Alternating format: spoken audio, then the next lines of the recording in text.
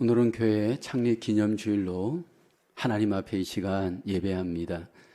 예배하시는 성도 여러분들에게 하나님의 크신 은혜와 위로가 함께 하시기를 주님의 이름으로 축복합니다. 교회 제자훈련 성장반 필독서 중에 A.W. 토조 목사님의 세상에 무릎 꿇지 말라 라는 책이 있습니다.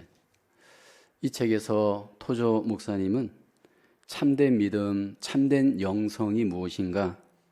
그것은 세상을 이기는 삶을 보면 알 수 있다. 그렇게 강조를 합니다. 이 책에서 내가 지금 세상을 이기고 있는가? 아니면 세상에 실패하고 있는가? 세상에 대한 우리의 태도에 대해서 점검을 강조하고 있습니다. 세상과 관련해서 14가지의 태도를 이 책에서는 이야기를 합니다. 그 중에서 5가지 정도만 제가 소개해 볼 테니까 나와 세상과의 관계에서 한번 적용하길 원합니다. 첫째가 세상과 화목하지 말고 하나님과 화목하라. 둘째는 흔들리는 세상에서 변치 않는 약속의 말씀을 붙들라. 세 번째는 그리스도의 기준은 세상이 아니라 성경이다. 네 번째로 세상과 타협하지 말고 주께 모든 것을 바쳐라. 5번째, 부패한 이 세대를 향하여서 탄식하면서 울라. 세상에 대한 우리의 자세, 태도를 보면 나와 지금 세상과의 관계가 어떤지를 알 수가 있습니다. 이 책에서 토저 목사님은 교회가 너무 세상을 따라간다, 교회가 너무 세상과 같아졌다라는 것을 비판하고 있습니다.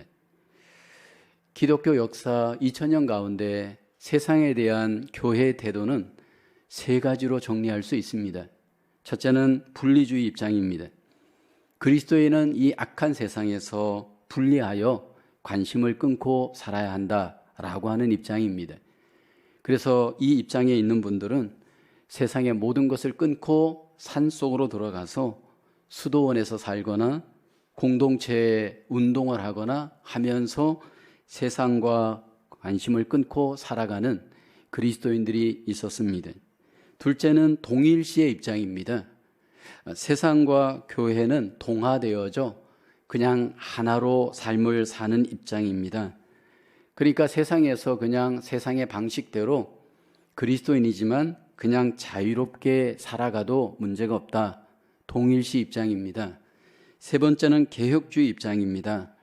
세상에 살지만 세상에 속하지 않고 세상에서 세상을 변화시키는 삶, 세상에서 승리하는 삶, 심지어는 세상을 개혁하는 삶이 개혁주의 입장입니다. 그래서 이 입장에 있는 분들은 배가 바다에 있지만 바다에 빠지지 않고 바다를 거슬러 항해하는 것처럼 세상에 살지만 세상에 속하지 않고 세상을 거슬러 승리하는 삶을 사는 입장이 개혁주의 입장입니다. 이 3가지 입장 중에서 예수님은 과연 어떤 입장이었을까요? 예수님은 세상에 오셔서 세상에서 삶을 사셨지만 세상에 속하지 않았습니다. 세상에서 오히려 승리하셨고 세상을 변화시켰고 세상을 개혁하셨습니다. 세상에서 승리하셨습니다. 그리고 예수님께서는 예수님을 믿고 따르는 우리를 향해서 너희도 세상에서 승리할 수 있다 말씀을 합니다. 정말로 교회가 세상에서 승리할 수 있을까? 오늘 요한일서 5장에서는 정말로 교회는 세상에서 승리할 수 있다라는 겁니다. 세상에서 교회는 반드시 승리할 수 있는 이유가 있기 때문입니다. 오늘 이 본문을 기록한 저자는 사도 요한입니다. 우리가 잘 알듯이 사도 요한은 예수님의 제자였습니다. 그러나 그는 처음에 세상에서 실패하는 듯한 제자였습니다.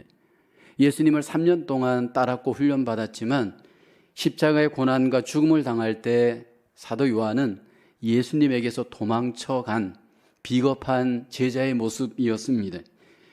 그러나 그는 결국 세상에서 승리하고 하나님께서 사도 요한을 통해서 우리에게 귀한 성경을 기록하게 하였습니다.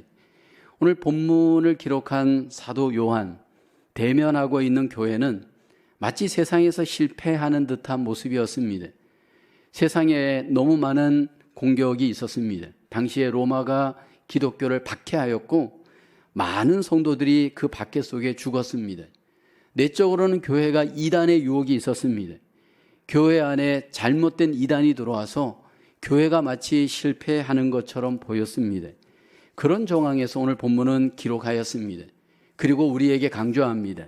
세상에서 교회는 승리할 수 있습니다. 우리는 교회 창립 기념주일을 맞이하여서 하나님께서 이 교회를 향하신 우선적인 뜻, 그것은 세상에서 승리하는 교회가 되는 것입니다.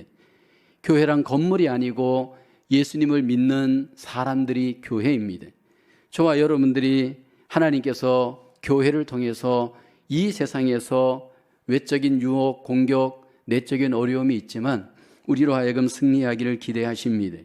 세상에 영향력을 끼치고 세상을 변화시키고 세상 가운데 하나님의 나라를 이루어가기를 소원하십니다. 과연 교회는 세상에서 어떻게 승리할 수 있을까요? 첫째는 세상을 이기는 교회, 예수님을 그리스도라고 믿는 믿음이 있습니다. 1절에 예수께서 그리스도이심을 믿는 자마다 하나님께로부터 난 자니 또한 낳으신 이를 사랑하는 자마다 그에게 난 자를 사랑하느니라.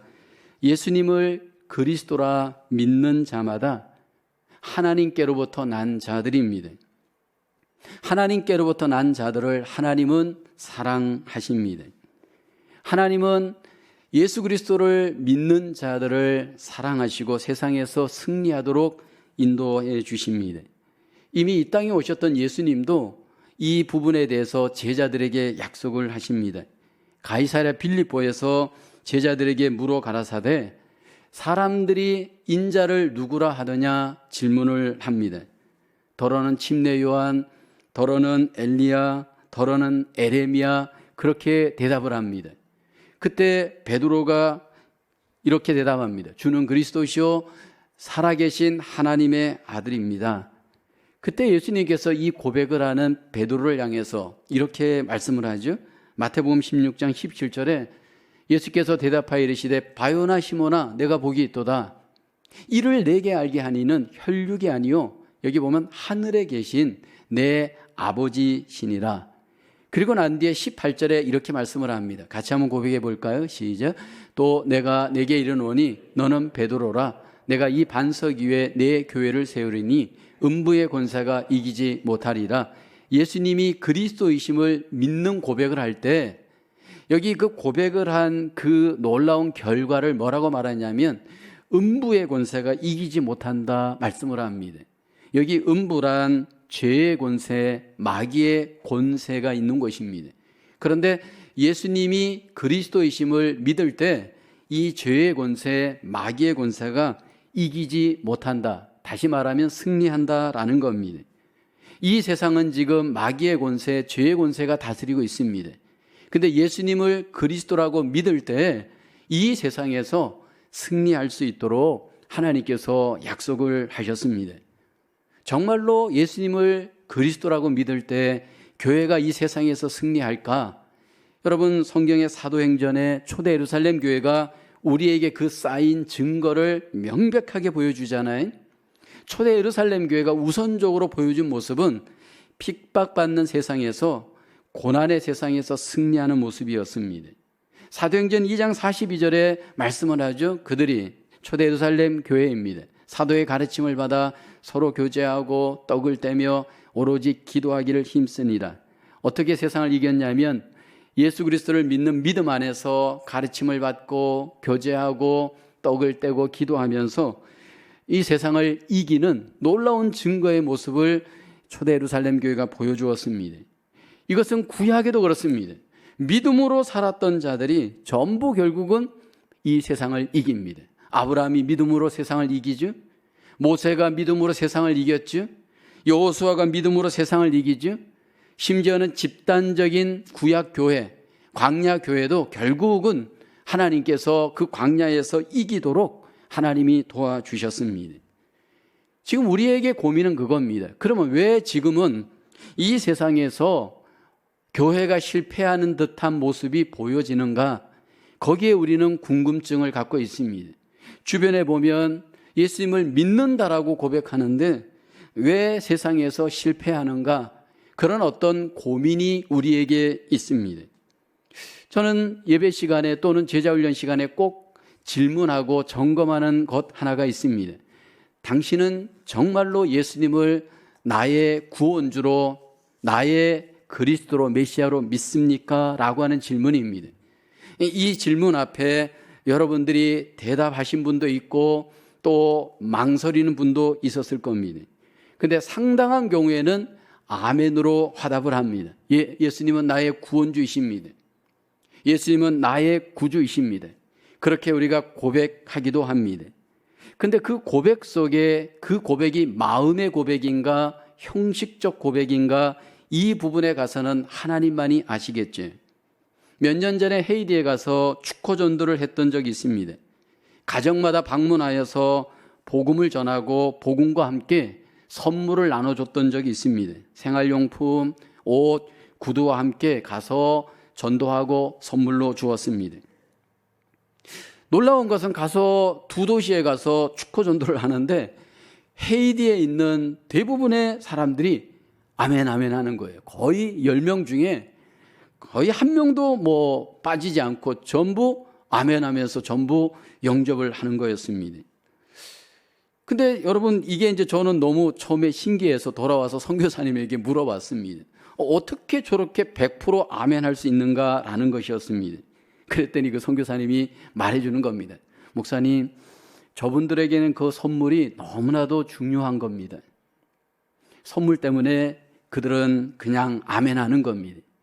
이것은 오늘날 우리 주변에서도 얼마든지 벌어집니다. 그 사람을 생각해서 아멘해 주는 경우도 있고 또 어떤 경우이든지 여러분 이런저런 인간적 이유 때문에 그냥 아멘으로 빨리 그 시간을 넘어가려고 하시는 경우들이 있습니다. 물론 그 중에는 진짜로 마음에서 그 복음에 대한 약속을 믿고 아멘 하시는 분도 있습니다. 그래서 그 중에는 분명히 진짜도 있을 겁니다.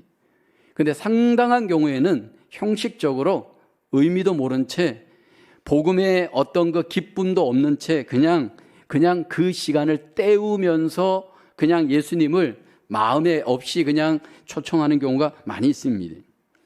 진짜 믿음은 내 마음에 예수님을 나의 구원주로 아멘으로 믿음으로 경험하는 겁니다. 그때 예수님이 나의 메시아가 되시고 나의 구원주가 되시고 나의 하나님이 되십니다. 마음에 진짜로 믿을 때 하나님께서 그 믿는 믿음의 사람을 기억하십니다. 그리고 그 믿는 믿음의 사람을 사랑으로 하나님이 지키시고 인도하여 주십니다. 그리고 세상에서 승리할 수 있도록 함께해 주십니다. 로마서 8장 35절에 말씀을 하죠.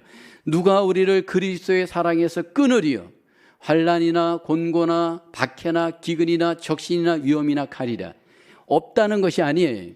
예수님을 믿는다고 환난과 곤고와 박해와 기근과 적신과 위험과 칼이 없는 것은 아니에요. 있어요. 있음에도 불구하고 하나님께서 믿는 그 믿음의 사람들은 이 모든 세상에서의 고난을 이길 수 있도록 도와주십니다. 그리고 그 사람은 그 안에 세상에서 승리한다라고 하는 승리의 언약에 대한 믿음이 그 안에 확신으로 있습니다. 이 시간 우리가 함께 적용하고 내 안에 회복하길 원하는 것은 나는 세상에서 하나님의 자녀로서 승리한다라고 하는 하나님의 언약의 승리의 약속을 먼저 확신할 수 있기를 주의 이름으로 축원합니다. 내가 힘이 있어서 승리하는 것이 아니고 내가 그 언약을 믿고 하나님을 의지할 때 하나님께서 우리로 승리할 수 있도록 도와주십니다. 기차를 보면 기관차가 있고 객차가 있습니다. 근데 여러분, 기관차는 힘이 있어서 객차를 끕니다. 하나의 기관차에 많은 객차가 딸려 있어도 그 기관차가 그 객차들 여러 동을 다 끌고 레일 위를 달릴 수 있습니다. 미국을 여행해 보신 분들은 미국의 그 객차의 숫자가 심지어는 100개까지도 있는 걸 보셨을 겁니다. 2개 정도의 기관차가 50개, 한 100개 정도, 2개가 이렇게 연결되어져 기차가 레일 위를 달리는 것 보셨을 겁니다. 근데 여러분, 그 객차들이 기차 레일 위를 달릴 수 있는 힘은 객차에게 있는 것이 아니고 기관차에 있습니다. 단지 기관차에 연결되어져 있으면 연결되어지는 순간 기관차의 힘에 의해서 객차는 앞으로 달려갈 수 있습니다. 그리스도인들의 기관차는 하나님이십니다. 하나님께서 우리에게 승리할 수 있도록 하나님이 우리를 도우십니다. 예수님을 나의 구원주로 믿고 예수님을 나의 메시아로 믿는 그 하나님의 자녀들을 아버지 되시는 하나님께서 사랑 가운데서 지켜주십니다. 사랑 가운데서 인도하여 주십니다. 그 언약을 우리가 믿음으로 경험할 수 있기를 주님의 이름으로 소원합니다. 어떤 어려움이 있어도, 어떤 힘든 상황에 있어도 예수님을 나의 구원주로 믿는 자기 자녀들을 하나님께서 도우시고 승리할 수 있도록 인도해 주시는 줄로 믿습니다. 하나님께로부터 난 자들은 세상을 이깁니다. 하나님의 도움으로 우리가 이 세상을 이기는 하나님의 귀한 교회로 승리할 수 있기를 주님의 이름으로 축원합니다. 두 번째로 세상을 이기는 교회는 하나님의 계명들을 지키고 순종합니다. 2절에 우리가 하나님을 사랑하고 그의 계명들을 지킬 때에 이로써 우리가 하나님의 자녀를 사랑하는 줄을 아느니라. 3절을 보면 하나님을 사랑하는 것은 이것이니 우리가 그의 계명들을 지키는 것이라. 그의 계명들은 무거운 것이 아니로다 말씀을 합니다.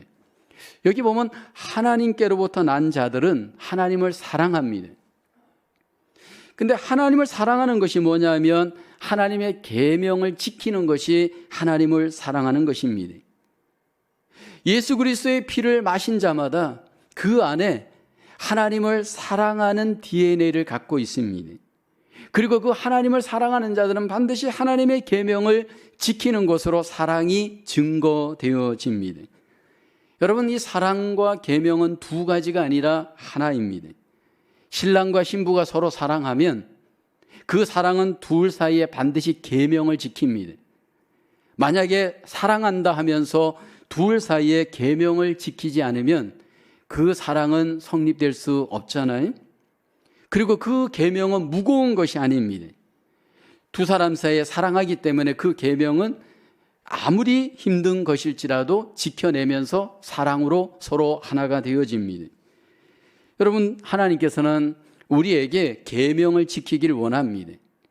그 계명은 하나님과 우리 사이의 사랑의 증거입니다. 하나님께서 우리에게 가장 원하시는 계명이 무엇일까요? 내가 하나님을 사랑하고 하나님의 뜻대로 행하기를 가장 원하시는 계명이 과연 무엇일까요? 어느 날 한 율법사가 예수님께 와서 질문하죠. 이 성경에 많은 계명이 있는데 가장 큰 계명이 무엇입니까? 예수님은 두 가지 있다 말합니다. 하나는 내 마음을 다하고 목숨을 다하고 뜻을 다하여 하나님을 사랑하라. 첫째 되는 계명이다. 내 이웃을 내 몸과 같이 사랑하라. 둘째 계명이다. 하나님께서 우리에게 사랑 가운데 원하시는 계명은 하나님을 사랑하는 것, 이웃을 사랑하는 것, 이것이 하나님이 우리에게 원하시는 가장 큰 계명입니다. 하나님을 사랑하는 이 계명은 구체적으로 무엇일까요?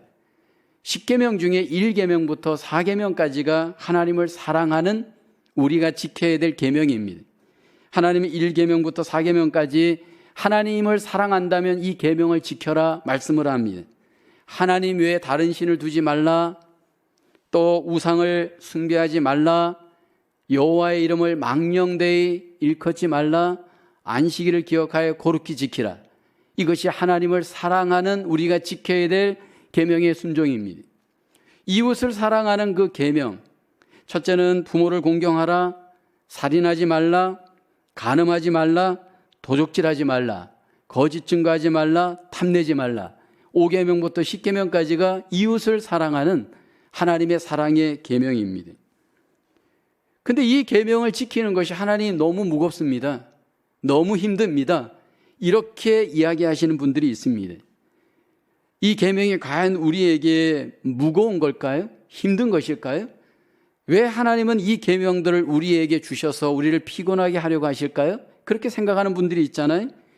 하나님이 우리에게 계명을 주시면서 그 계명 속에 원하시는 궁극적인 뜻 하나가 있습니다.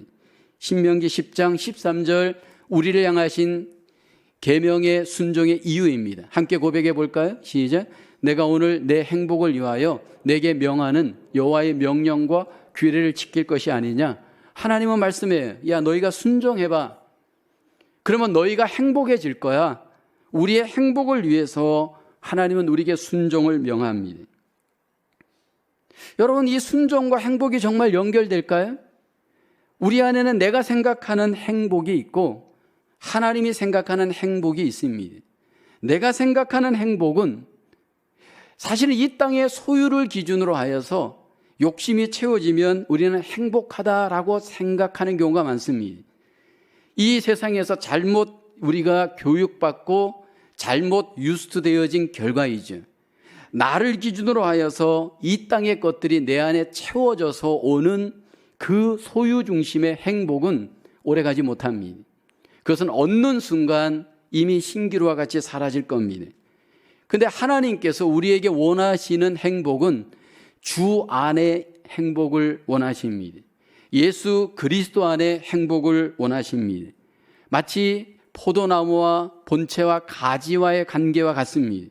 예수님께서 요한복음 15절에 말씀하지요. 나는 포도나무요 너희는 가지라.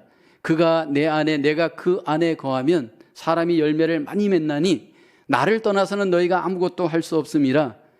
예수님 안에서 우리는 행복할 수 있도록 지음을 받은 하나님의 백성들입니다. 예수 안에 연결되어진 마치 본체와 가지와 같은 포도나무와 같은 존재가 우리입니다. 예수 안에 거한다라는 것은 바로 지속적으로 순종하는 겁니다. 지속적으로 내가 순종하게 될 때 주님께서 우리에게 주시는 행복이 무엇일까요? 주님 안에 거하면서 계속 주님의 뜻을 우리가 순종하게 될 때 주님이 우리의 영혼을 만족시켜 주시는 기쁨을 주실 겁니다. 주님께서 우리의 내면 속에 말할 수 없는 신령한 은혜와 기쁨과 평강으로 함께 주실 겁니다. 외적으로 우리가 비록 고난에 있을지라도 내적으로 주님이 주시는 이 놀라우신 주 안에 누리는 이 복, 이 행복, 이것은 이 세상 것과 비교할 수 없는 겁니다. 그래서 우리는 물질을 잃더라도 시간을 잃더라도 몸이 힘들지라도 순종하는 겁니다. 왜냐하면 주님이 주시는 우리 안에 참 만족이 있기 때문이고 주님이 주시는 열매가 있기 때문인 줄로 믿습니다. 우리 교회가 이제 이 사이오셋으로 이사를 와서 올해 이제 우리가 5년째 되어집니다. 5년 동안 우리 교회가 이곳에서 가장 주력했던 것이 순종하는 사역이었습니다. 이웃을 어떻게 우리가 사랑으로 섬길 것인가, 그리고 하나님을 어떻게 사랑으로 섬길 것인가, 우리가 주님 앞에 순종하면서 지난 5년 동안 시간을 보냈습니다. 특별히 우리 이웃 주민들을 어떻게 우리가 사랑으로 섬길 것인가, 그래서 하나님 앞에 우리가 순종의 사역을 함께 감당했습니다. 사랑으로 우리가 코리안 페스티벌을 하고, 사랑으로 한국 학교를 하고, 사랑으로 문화 학교를 하였습니다. 사랑으로 썸머스쿨을 하고, 사랑으로 여름 성경 학교를 했습니다. 사랑으로 이웃들에게 음식을 나누고, 사랑으로 우리가 이웃들과 관계하길 원했습니다. 이게 전부 다 순종으로 나갈 때 돈의 기초에서는 마이너스입니다. 이 모든 것들이 돈이 들어가야 되고 몸이 동원돼야 되고 시간이 들어가야 합니다. 그런데 이 모든 것들을 우리는 주님의 뜻이기에 사랑으로 순종했습니다. 또 우리가 해외적으로 IT, 북한, 미국 원주민들, 아프리카, 이런 우리가 얼굴은 잘 모르지만 하나님이 주신 우리의 물질로 또는 기도로 그들과 커넥팅 되어져 사랑으로 우리가 순종하며 선교하며 섬겼습니다. 가까운 이웃들, 우리의 먼 이웃들, 우리가 사랑으로 순종하는 그 가운데 우리가 누린 기쁨이 무엇입니까? 행복입니다. 섬기면서 순종하면서 이 세상이 줄 수 없는 우리 안에 주님이 주시는 만족이 있었고 기쁨이 있었고 행복이 있습니다. 여러분, 우리가 주의 일을 순종할 때 그 순종하는 끝에 가보면 주님이 주시는 참된 기쁨, 참된 만족이 있는 줄로 믿습니다. 우리 교회는 앞으로도 순종하며 하나님의 뜻을 이루는, 하나님의 놀라우신 역사를 경험하는 세상에서 아름다운 승리의 교회가 되어지길 원합니다. 이렇게 순종해 갈 때 이 순종을 가장 방해하고 가로막는 장애물이 하나 있습니다. 그 장애물은 외부에 있지 않고 우리 내부에 있습니다. 저에게도 있을 수 있고 여러분에게도 있을 수 있습니다. 순종할 때마다 계속해서 이 안에 우리를 괴롭히는 장애물이 무엇일까요? 이기심의, 자기 중심의 이 장애물입니다. 우리는 주님의 뜻을 순종하기를 원하지만 또 한편으로는 내 중심으로 살고 싶은 이기심이, 자기가 우리 안에 있습니다. 나만 자유롭고 싶고 나만 행복하고 싶습니다. 그런데 주님은 그렇지 않습니다. 주님의 그 뜻 안에서 모든 이들에게 하나님의 놀라우신 사랑으로 섬기며 순종하며 하나님의 놀라우신 복을 함께 공유하기를 주님은 우리에게 기대하십니다. 하나님의 교회가 더욱더 하나님의 뜻대로 순종함으로 하나님의 뜻 안에서 참된 기쁨과 참된 승리를 경험하시면서 하나님의 능력을 경험해가는 우리 모두가 되어질 수 있기를 주님의 이름으로 축원합니다. 세 번째로, 세상을 이기는 교회는 성령님을 통하여 승리하게 하십니다. 요한일서 5장 7절에 증거하는 이는 성령이시니 성령은 진리니라 말씀을 합니다. 하나님께서 우리를 세상에서 성령으로 승리케 하십니다. 성령께서 우리를 반드시 승리하도록 우리로 증거하십니다. 성부 하나님이 보내시고 성자 예수님이 보내신 이 성령 하나님, 어디에 지금 계실까요? 이 성령 하나님이 지금 어디에서 우리를 돕고 계실까요? 성경은 우리에게 이렇게 말합니다. 너희 안에, 너희 영혼에, 너희 마음에 성령님을 보내주셨다 말씀을 하십니다. 그리고 영원토록 우리와 함께 하시겠다 말씀을 합니다. 요한복음 14장 16절 17절 말씀하죠. 내가 아버지께 구하겠으니, 여기 나는 예수님입니다. 예수님이 보내시고 성부 하나님이 보내시는 이 성령 하나님, 그가 또 다른 보혜사를 너희에게 주사 영원토록 너희와 함께 있게 하리니 그는 진리의 영이라 세상은 능히 그를 받지 못하나니 이는 그를 보지도 못하고 알지도 못함이라. 그러나 너희는 그를 아나니 그는 너희와 함께 거하시며 너희 속에 계시겠습니다. 너희 속에 계시겠다. 내 안에 찾아와 나와 함께 계시는 성령 하나님이 나를 도와, 우리를 도와, 교회를 도와 승리케 하십니다. 정말 내 안에 성령님이 계시는가? 어떻게 확인할 수 있는가라는 겁니다. 내 안에 계신 성령님을 정말로 계시는지 경험할 수 있는 그 경험의 방법이 무엇일까요? 하나님의 성령께서 우리 안에서 하나님의 성령으로 증거하시는 가장 중요한 사인 하나가 있습니다. 하나님의 말씀을 깨닫게 하심으로 우리에게 자신을 확인하십니다. 왜냐하면 성령 하나님이 진리의 영이시기 때문입니다. 성령 하나님이 우리 안에서 진리의 하나님의 말씀을 읽을 때, 들을 때, 묵상할 때 그 말씀 안에서 놀라운 깨달음을 갖게 합니다. 이 말씀을 깨닫게 되어지는 순간 그 말씀은 하나님의 음성으로 들려집니다. 이 말씀을 깨닫게 되어질 때 우리 마음 가운데 흔들리는 마음을 잡을 수 있습니다. 이 말씀이 깨달아질 때 우리 안에 내 의지는 사라지고 하나님이 주시는 성령의 의지가 내 의지가 되어지게끔 하나님이 성령으로 우리를 돕습니다. 그리고 내 마음에 정서적으로 놀라운 기쁨과 담대함과 여러분 삶의 놀라운 평안이 찾아오기 시작합니다. 어느 날 엠마오로 가던 예수님의 2명의 제자가 있었습니다. 그들은 실망했습니다. 낙심했습니다. 예수님이 고난받고 죽고 나자 예수님을 따랐던 그들은 너무나도 실망스럽게 엠마오를 향해서 힘없이 투벅투벅 걸어가고 있었습니다. 그때 부활하신 예수님께서 이 2명의 제자에게 나타나십니다. 그리고 그들에게 어떻게 접근하시나요? 야, 너희들 정신을 차리고 내 몸을 한번 봐. 아니, 내 몸을 한번 만져봐. 내가 부활하신 예수야. 그렇게 말하지 않잖아요. 부활하신 예수님께서 이 두 명의 제자에게 성경을 자세하게 소개합니다. 누가복음 24장 27절에 보면 이에 모세와 모든 선지자의 글로 시작하여 모든 성경에 쓴 바 자기에 관한 것을 자세히 여기만 설명합니다. 왜 부활하신 예수님이 직접 몸으로 증거하지 않고 성경을 통해 이들에게 나타내시는 걸까요?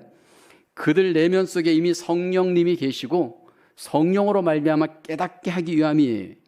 예수님이 이렇게 자세히 설명하면서 성경을 들려주었어요. 이 두 명은 그것을 들었겠죠? 그리고 난 뒤에 예수님은 그 자리를 떠났습니다. 그리고 그 자리에 남아있는 두 명의 제자에게 어떤 결과가 일어날까요? 누가복음 24장 32절에 이 결과가 나타나요. 그들이 서로 말해. 두 명의 제자가 말하는 거예요. 길에서 우리에게 말씀하시고 우리에게 성경을 풀어주실 때 마음이 뜨겁지 아니하더냐. 여기 마음이 뜨겁다라는 이 원어는 마음이 불타다 의미. 이런 경험이 여러분에게도 있었을 겁니다. 그 사람이 정말 성령을 받았는가? 그 마음속에 정말 성령이 있는가? 그 외적 사인이 뭐냐 하면 성경을 볼 때 보여지고 들려지고 깨달을 수 있도록 성령님이 일하십니다. 여러분, 이렇게 성경이 내 안에서 깨달아지는 사건은요, 이것은 이 세상에 그 어떤 지식을 얻는 시간 이상으로 우리 속에 놀라운 힘으로 하나님께서 일하시게 됩니다. 그럴 때 우리는 새 힘을 얻어요. 그럴 때 우리는 새 능력을 공급받습니다. 그리고 지혜롭게 세상을 승리합니다. 이 고백이, 이 경험이 우리에게 넘칠 수 있기를 주님의 이름으로 축원합니다. 성령님은 우리에게 어떻게 일하시는가? 사인이 뭐냐면 우리의 마음의 변화를 가져오게끔 성령님이 역사하셔요. 성령님이 우리 안에 계신 증거는 우리의 마음의 놀라운 성품의 변화를 갖게 우리 속에 일을 하기 시작을 해요. 여러분, 이 세상에서 가장 힘든 일이 마음을 지키는 일이고 마음을 변화시키는 일이에요. 그 어떤 것으로도 우리의 마음을 어떻게 할 수가 없어요. 그런데 성령님께서는 우리의 마음에 오셔서 우리의 마음을 체인지하고 변화시키고 새롭게 하는 능력이 우리 안에 있습니다. 어떻게 해요? 갈라디아서 5장 22절에 말씀하죠. 사람의 오직 성령의 열매는 사랑과 희락과 화평과 오래 참음과 자비와 양성과 충성과 온유와 절제니, 이 열매를 맺게 하는데 그 뒤에 보세요. 이 같은 것을 금지할 법이 없어요. 무슨 얘기냐면 이 세상에 성령을 받은 하나님의 백성들은 성령께서 이렇게 열매 맺는 일을 반드시 경험하게 하십니다. 내가 변하는 거예요. 내 안에 마음이 체인지가 되어져요. 이게 신비로운 사건인데 이게 가능한 것이 성령님이 그 안에 역사하기 때문이. 근데 이 성령의 열매들을 보면요, 결론은 뭐냐면 관계를 회복시켜요. 우선은 성령님께서 우리 속에 놀라운 능력으로 역사하게 될 때 하나님과의 관계의 변화를 갖게 합니다. 이 9가지 열매를 보면 이 관계를 회복하는 열매예요. 우선은 사랑과 희락과 화평의 열매는 하나님과의 관계에서 성령님이 맺게 하시는 열매예요. 우리의 힘으로는 하나님을 사랑할 수 없어요. 성령님께서 우리 안에 하나님을 사랑할 수 있도록 우리의 마음을 주셔요. 그래서 시간을 들이고 몸을 들이고 물질을 들이면서 순종하면서 하나님을 사랑하게 해요. 햇비예요. 그런데 그뿐만이 아니에요. 성령님께서 하나님과의 관계를 통해 우리 안에 무엇을 주냐면 기쁨을 줘요. 희락을 줘요. 이 말할 수 없는 희락을 주면서 우리 안에 우리 자신을 하나님의 나라를 경험하게 해요. 아직 천국을 가지 않았지만 이 땅에서 천국을 경험하게 해요. 성령님이 우리 마음 안에 하나님의 기쁨이 나의 기쁨이 되도록 일을 행하셔요. 그리고 성령님께서 화평케 해요. 전에는 하나님을 향해서 아니요 했는데 하나님을 향해서 나를 내어드리고 하나님과의 관계가 화평의 관계가 되도록 성령님이 하나님 앞에 나를 인도하셔요. 성령님은 이웃과의 관계에서도 우리에게 능력으로 역사하면서 이 세상을 이기게 하셔요. 오래 참게 하시고 자비하게 하시고 양선하게 해요. 도저히 이웃들에 대해서 참을 수 없는 내가 참게 되어져요. 누가요? 성령님이 그렇게 가능하게 해요. 전에 같으면 내 기질대로 막 말하고 훅 관계를 끊어버릴 터인데 성령님께서 오래 참을 수 있도록 우리 안에 놀라운 성품의 변화를 주셔요. 그뿐만이 아니에요. 자비하게 하시고 양선하게 해요. 전에 같으면 내 거밖에 몰랐던 내가 베풀고 나누고 주어요. 그리고 그것이 기뻐요. 그것이 성령님이 내 안에 주시는 능력이에요. 마지막으로 이 성령님은 자신과의 관계에서도 열매를 맺게 해요. 충성과 온유와 절제. 이전 같으면 뭐 하나 맡으면 책임감 있게 감당하지 못하였던 나였는데 성령님이 신실하게 충성하게끔 내 안에 힘을 주어요.